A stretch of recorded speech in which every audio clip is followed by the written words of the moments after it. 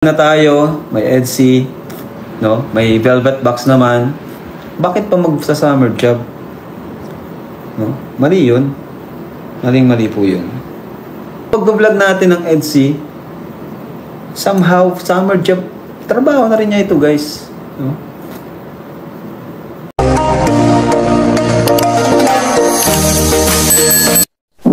Hello everyone! Welcome back again to my channel. So for today's vlog, Beyonce, kailangan pa bang mag-summer job? So pag-uusapan po natin sa video na ito at Kalingap Rob, merong advice dito sa family ni Beyonce. So pag-uusapan po natin mga Kalingap, pero bago natin simulan yan, huwag niyo pong kakalimutan mag-subscribe, Val Santos Matubang, Kalingap Rob at Edna Vlogs, at syempre supportahan po natin Kalingap Edu at ang inyong lingkod, Gandang Emmy, supportahan niyo rin po. At ang mga kasama ko po sa Caraba, Teacher N, Kuya Noli Vlog, Angie De Vera Vlog, and Darlene Vlog. Supportahan po natin mga Kalingap. So ito, panoorin po natin ang video na ito. Ating kinausap ko silang lahat, silang family, sila nanay, tatay. Sabi ko, so yan ay, tapos na yung bahay nyo, medyo malaki-laki to. Hirap i-maintain. And the next step siguro is mag-negosyo. Kasi wala naman sila ibang pagkakakitaan. Sabi ko sa kanila, wala pong ibang makakatulong sa inyo kundi si Beyonce. So, yan, advice ko lang na yan, palaging maging active si Beyonce tuwing may vlog, tuwing kailangan ko siya. Yun lang naman yung sinabi ko sa kanila. Kasi trabaho na to ni Beyonce, habang nag-aaral siya, scholar siya, nakakatulong po siya sa kanyang pamilya, no? Pero di naman natin siya yung to the point na sasagarin niya, pagod na pagod. Hindi naman po ganun. Kasi sa isang buwan, ilang beses ko lang naman din namimit si Beyonce. Nagbablog kami. Kaya sabi ko, Nay, malaki ang bahay nyo. Wala kayong regular na trabaho. Ang negosyo, magkano lang kinikita dyan, nagsisimula pa lang kayo. Walang ibang makakatulong sa inyo kundi ang Kalingap, kundi si Beyonce. Si Beyonce is Kalingap na, no? Kalingap na si Beyonce. So, part na ito ng kanyang trabaho. Kaya, yun. Ang kailangan ko lang, ang request ko lang sa kanila is yung kanilang presence, no? Yung tawag dyan, yung appearance. Yun lang naman. Wala nang iba, no? Wala naman tayong ibang hinihingi.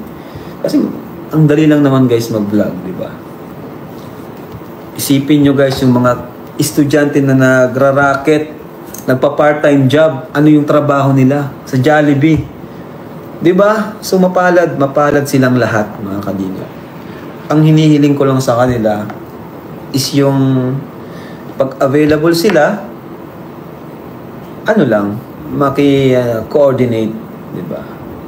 Maki-cooperate, parang ganun. Shout sa kuya, sabi ng mama ni Beyonce sa vlog ni Dr. Love, mag-summer job daw si Beyonce. For me, hindi naman na kailangan guys mag-summer job kasi ito na nga po yung trabaho ni Beyonce, di ba? Every time na mag-vlog tayo. And yun, andito rin yung velvet box na sobrang napakalaking opportunity talaga para sa kanila. Hindi to basta-basta. Ano na talaga sila dito? Professional, model, ambassadress. Kasi hindi biro yung kinikita nila dito. No? Maraming racket na magkano lang yung kinikita. Pero dito sa velvet box, isang upuan lang nila, magkano na pa yung kinikita nila. Diba? Kaya for me, di na kailangan mag-summer job ni... Magkano lang kikita yung summer job isang buwan? Sige nga, magkano yung kikitain niya doon? Pagod pa siya. So, para sa akin, hindi na po kailangan ni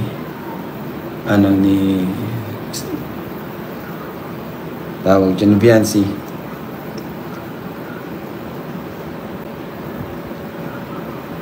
Sorry everyone. Uy! Andito si Arjun. Hi Arjun. Support tayo guys ni Arjun. Sorry na. Patawarin nyo na guys. Kailangan ni Arjun dumiskarte. Hindi ko naman kwento ng buhay ni Arjun eh.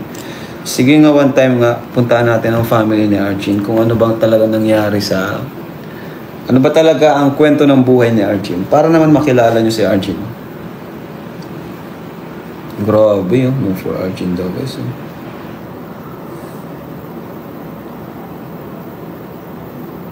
Nagsorry na guys oh.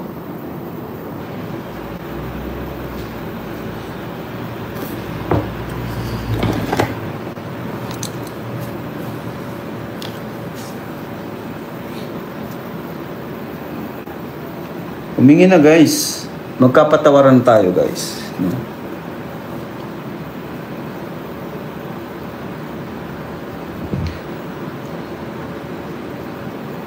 Bakit mag-summer job pa nasa kalingap na? Kaya nga eh. Basta makinig lang kayo sa akin. Makinig lang kayo sa akin. Hindi nyo kailangan na pahirapan ang sarili.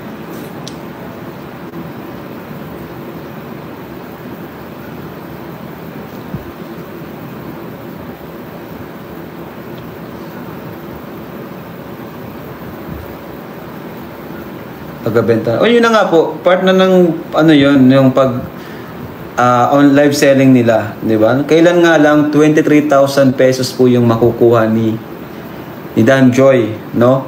Ni Joy, sa live selling niya 2 hours lang siyang umupo. 23,000. O paano kung nag-live selling siya twice a month? Magkano nang kinita? Talo pa nila ang nagtatrabaho sa opisina. Di ba? Kaya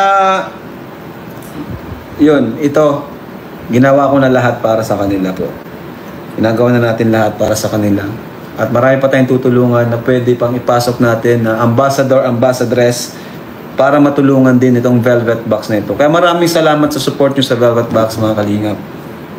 Sa first business na bilang isang CEO. Dito ko lang din naramdaman na maging CEO. Dati napapanood ko lang ang mga CEO na yan sa K-drama. Pero ngayon, pinagkatiwalaan tayo ni Tito, yung chairman, maging CEO nito. Kaya, support din sa kanila, no? Nakakatulong na sa negosyo natin, nakakatulong pa sa kanila. Parang ganun po.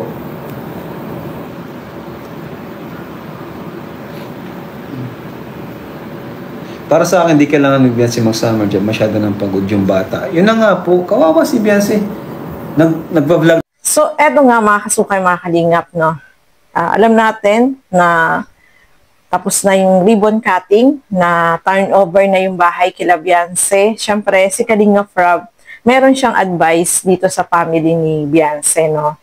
Kasi alam naman natin, talagang kailangan ng masustain yung daily needs nila, no? Yung financial support dito sa kanilang family, no? At syempre, yung maintenance dun sa kanilang bahay. Kasi alam nyo naman, malaki yung bahay nila, mga kalingap. So, kailangan talaga may maintenance, no?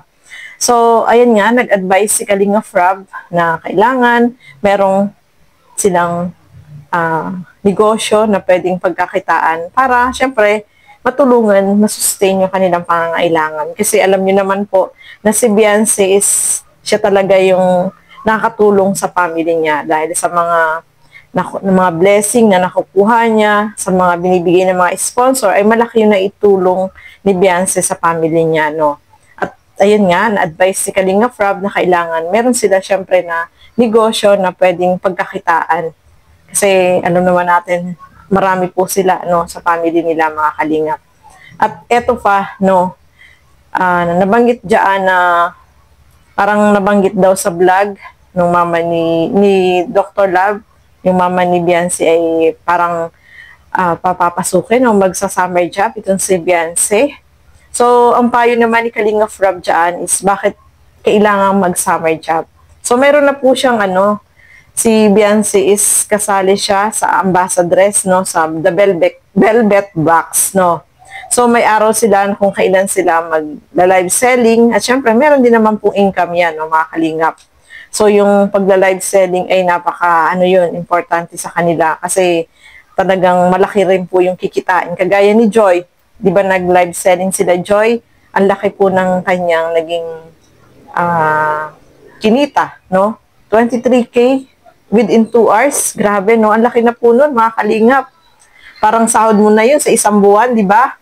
So, talagang malaki yung kikitain nila. So, sa summer job, kung papasok doon si Beyonce, baka sa sahod lang yan ang mga 7,000 o 8,000. Hindi naman malaki ang sahod sa mga ganyan, di ba? So, etong The Velvet Box is parang summer job na rin niya yan. Malaking opportunity na niya yan, no?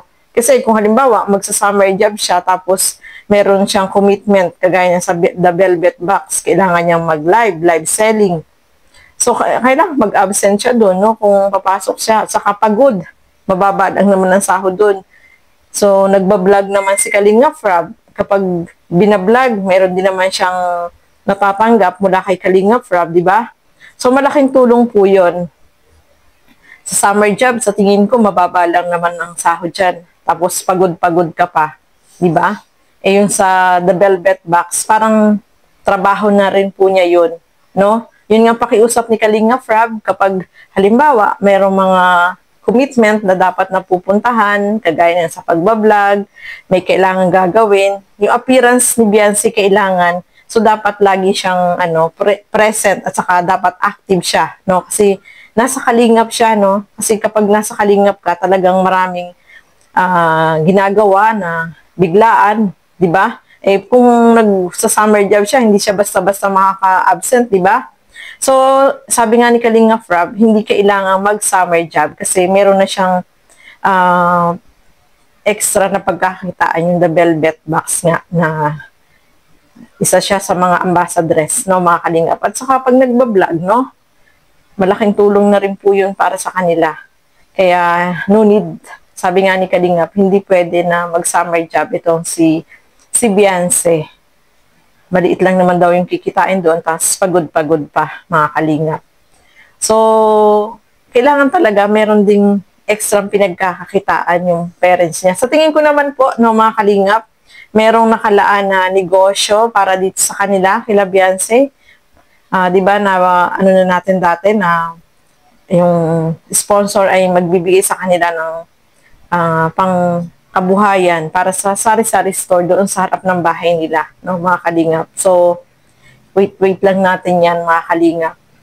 At matutupad naman yan kasi sinabi na yan dati ng mga sponsor na tutulungan sila pang kabuhayan. Kasi kailangan talaga, no, yun. Kasi alam nyo naman po na si Beyonce lang talaga yung source talaga dun sa family nila. Doon, si Beyonce talaga malaki yung naiitutulong dun sa pamilya niya, no. Kasi maraming siyang natatanggap na blessing, maraming nagbibigay sa kanya, malaking tulong po yun para sa family. Eh yung tatay wala namang trabaho, yung mama niya nandoon lang din sa bahay, di ba?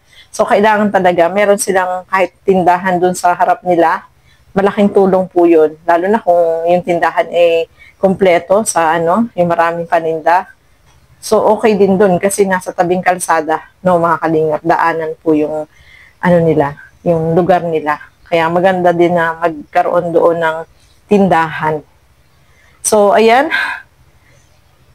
Abangan po natin sa Monday, no, yung EDC. Sila yung, sa The Velvet Box, sila yung magla-live selling. So, kung gusto nyo pong bumili, bili po kayo sa Monday po yun.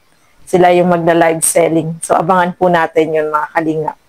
So, ayan, maraming salamat po sa inyong walang sawang panonood at pagsuporta dito sa aking mga ginagawang reaction video. So, hanggang dito na lamang po muna. Keep safe, everyone. Thank you for watching. Mabuhay po tayong lahat. Bye-bye!